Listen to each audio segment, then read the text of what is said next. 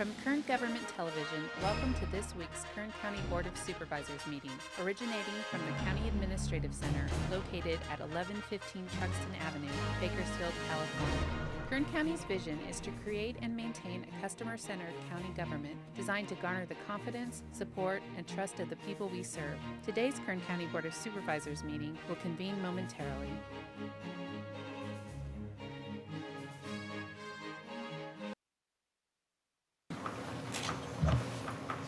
Board to reconvene. Madam Clerk, please call the roll.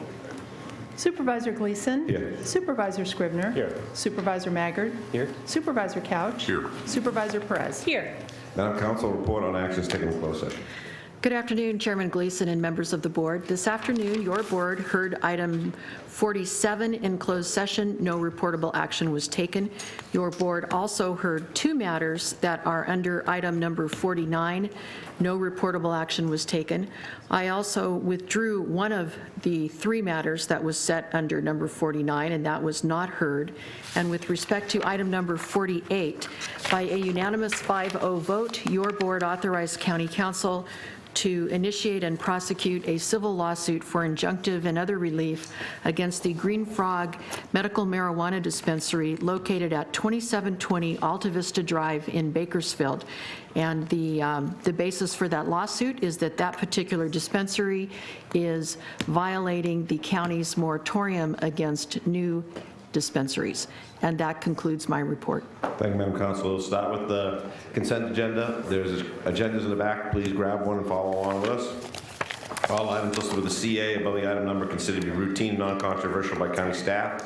Consent items will be considered first and may be approved by one motion if no member of the board or audience wishes to comment or ask questions. If comment or discussion is desired by anybody, the item will be removed from the consent agenda and will be considered in listed sequence with an opportunity for any member of the public to address the board concerning the item before action is taken. So going through the agenda, items on consent are on the hearings, Plan and Natural Resources Department, items 3, 4, 6, 7, 8, under Public Works Department, Engineering, items 9 through 12, County Administrative Office, 13 through 17, County Administrative Office, General Services Division, 18 through 19 through 20, 21, and 22, County Administrative Office, Human Resources Division, 23 and 24, matters for executive approval, items 25 through 29. Does any member of the public wish to pull anything off? Mr. Fox.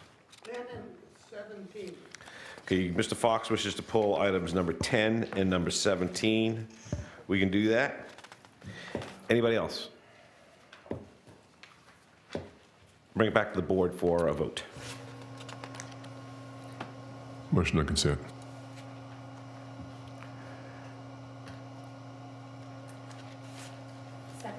Please cast your votes. The motion is approved. All ayes. Brings us to item number 1, public hearings, public presentations. This portion of the meeting is reserved for persons to address the board on any matter not on the agenda but under the jurisdiction of the board. Board members may respond briefly to statements made or questions posed.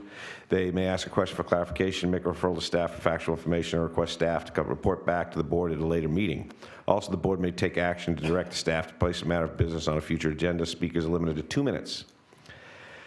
Please state and spell your name before making a presentation. Anybody wishing to make a public presentation at the present time?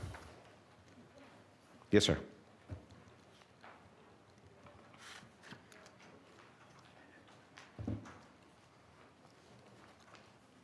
My name's Tommy Russell. 2 boys. Good job. RUSSCLL. Anyway, I spoke to you a few weeks ago about the shortage of deputies in the patrol division, and then I sat through this morning's session to find out you're still cutting the sheriff's budget. Donnie's in here begging for money that he drastically needs, and you guys have got yourself in a real hole. Your first function, as I understand it, is a public safety. And without that being complete, the rest really doesn't matter. So you need to fund them. The question is, how do you get the money? Cutting it isn't going to work. You've already done that. Donnie doesn't have a pot of gold hidden out somewhere. You don't need to polish your rock or whatever. It's just not there. Okay? you have no patrol deputies available for call for services. These kids go to work 18, 20 radio calls. They work a 10-hour shift. They get through. One of them was telling me he dreamed someday of getting through that list. Okay, this has been going on for years. They can't even get a day off unless you get somebody to cover for them. Okay, and they're kids. They don't know, they don't have any political influence. I can assure you they can. But that's something next time I'll draw you a picture. I'm just saying you need to fund them. And the best way to do it is with new taxes. Now, I realize that's an infamia, you know, and you guys are all businessmen or whatever. And that's okay, but you're also politicians. And you're going to have to defend what you do here by cutting that department. And you're going to come up short. The best way to do it is to have the comprehensive 5-year vote and waiver your 66% down to 51. A one-time vote. And then the people, they decide what they got coming. If they vote for it, fine. If they refuse, they get what they got coming. But these deputies are very tired of going to every radio call, want to know why it took them 5 hours, 10 hours, or 2 or 3 days to get to a call. And that's before you get some of them killed. And that shooting the other day, that made national news. Kern County made it again. Screw up of the night. No deputies. And you got, you know the facts as well as I do. You should know them better. Got any questions? Thank you, Mr. Russell. One more time. Okay, anybody else? Public presentations? Okay, we'll move to item number 2, board member announcements. Seeing none, go to item number 5, which is under the Planning and Natural Resources Department, request for determination of public convenience for issuance of an off-sale beer and wine package store type 20 liquor license at 3521 Mount Pinos Way, Fraser Park. Environmental review, general rule pursuant to section blah, blah, blah. Okay. Thank you, Chairman Gleason, members of the board. This matter was set for hearing today. This is the Dollar General that has already been approved and in Fraser Park. The applicant, based on the amount of opposition that we received from the community, the applicant has asked, and we provided you with an addendum, for a continuance so that they can have a community meeting. We have extended their request from 2 weeks to 3 weeks to allow us time to ascertain what comes out of that community meeting, work with the applicant and the community, and come forward on August 16th, 2016. We have called all of the people who were going to testify today, and they understood that your board would be considering a continuance today. So the recommendation is continue to August 16th, 2016. Thank you. Do we have to have a public hearing for that, for a continuance? Supervisor or Chairman Gleason and the board, you just need to have a motion to continue on the record, and that's all. Thank you. Look for a motion. So moved. I'll second that. Please cast your votes. The motion is approved. All ayes. Brings us to item number 10.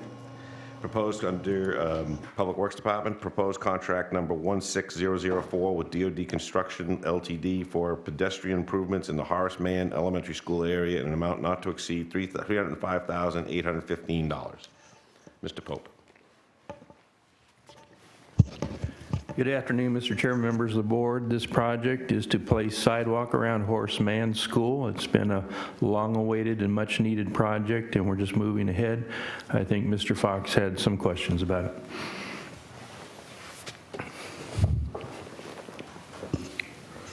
Mr. Chairman, member of the board, Dennis Fox, and real rapidly, it is about time, but also it is a school. And previous, I came to this board a couple of years ago and said, they're doing Nile Street, why don't you put in the standard crosswalks for the,